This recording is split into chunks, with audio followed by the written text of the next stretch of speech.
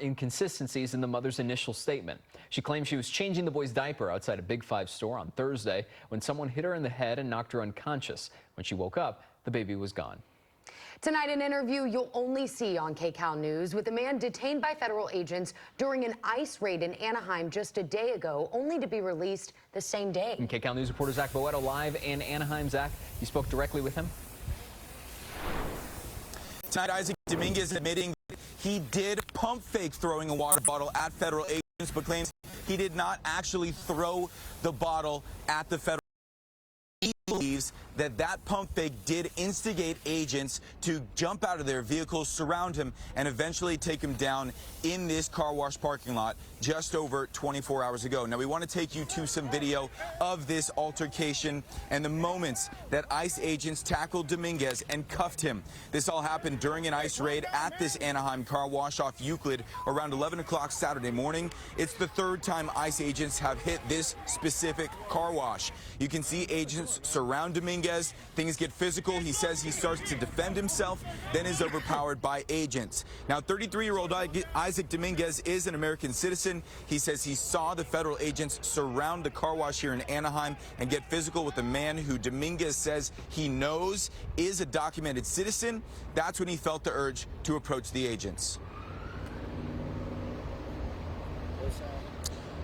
So Dominguez says he was taken to a holding center in Santa Ana for about 6 hours. Then he was released, he says, without any sort of documents. He says they didn't give him a court date, and he still has not heard yet if he is facing charges for what took place here at this car wash just over 24 hours ago. Now, coming up here tonight at 6 o'clock, hear more from Dominguez about his interaction with federal agents. We did reach out to DHS about what took place here, have not yet heard back. We're live in Anaheim. I'm Zach Boetto. Back to you. All right, Zach, we'll check back in with you soon. We also have an update for you tonight on this weekend's immigration enforcement operation in San Bernardino that led to a shooting. You can't do that. We first showed you this video yesterday of federal agents shattering the window of a truck, then firing at it when the driver tried to get away. We spoke with one of the men in that truck. He said he drove off because the agents wouldn't explain what was happening and they feared for their lives. The men in the truck called police after the shooting, but officers did not arrest them because under California law, the department cannot assist federal officers with immigration enforcement.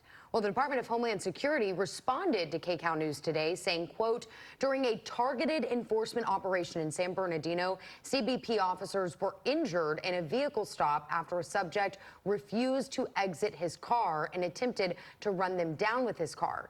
Later, the San Bernardino Police Department, who were contacted by federal official assigned to the operation regarding the assault, located the suspect at a residence and briefly had him in custody, only to release him. The subject remains at large. A group of protesters gathered at a Home Depot in Cypress Park today, voicing their opposition to the immigration raids. We have the power with our votes, with our voices. Members of the East Area Progressive Democrats saying they won't stand for their neighbors being taken. They say the administration's refusal to listen to federal court orders to stop racial targeting cruel and incompetent. The Trump administration has asked the Supreme Court to weigh in on the case. And in Pasadena, city and school district leaders emphasized their commitment today to supporting their students after recent immigration raids and the Eaton fire. Since January, the PUSD has expanded resources, trained our staff on lawful responses to immigration enforcement, and we have been a trauma-informed care district for many years. This year, we launched the year with additional training for our staff to help our students who are dealing with the trauma of the fire and the trauma of this immigration issue.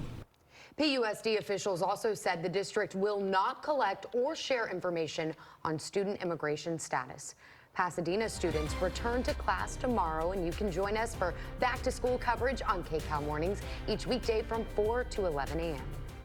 More than a dozen Air Canada flights have been canceled that continue to strike despite orders from the Canadian government to return to work.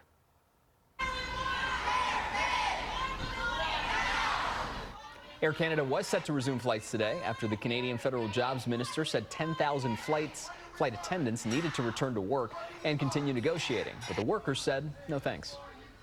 We're not willing to accept binding arbitration at this stage. We're here to negotiate a collective agreement, something that we can now see was put on hold by Air Canada, awaiting this decision. We're just not going to accept it at this time. The two sides have been negotiating for months over worker pay. Union leaders say the attendants have no plan to return until an agreement is reached. A Good Samaritan tried to break up an argument between a man and a woman and ended up getting shot. It happened just after 10:30 last night in the Harvard Heights neighborhood near Pico Boulevard and Western Avenue. Police say a man in his 60s was arguing with a woman. She called out for help and a man driving by tried to intervene. Police say the suspect then shot the man and the woman, killing her. The Good Samaritan was hospitalized but is expected to be okay. The suspect ran off and police are still looking for him. A standoff on the 405 created a traffic mess in the San Fernando Valley this afternoon. Police shut down both lanes of the freeway at Burbank Boulevard after a man who may have had a gun barricaded himself in the car. It took about 30 minutes to get the suspect into custody. The freeway has since reopened. There's an important court date for the Menendez brothers this week. Parole hearings for Eric and Lyle are scheduled for Thursday and Friday. The hearings come after the brothers were resentenced, making them eligible for parole. They're convicted of murdering their parents in 1989. Members of the California Parole Board have been reviewing the case and are expected to share their decision this week. Still ahead, courtroom confusion. Wait, what?